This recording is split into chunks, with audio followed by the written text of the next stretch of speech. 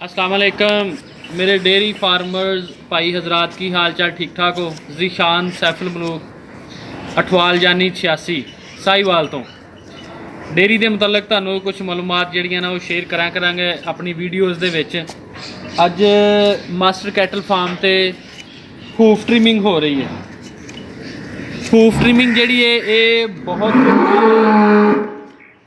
जानवरों की जी ट्रिमिंग बहुत जरूरी है, क्योंकि थल्लों खुर खराब हो जाते हैं। जानवर बहुत ज़्यादा पेन फील करता है, जिहदे नाल उहदी प्रोडक्शन भी डिक्रीज़ होंदी है।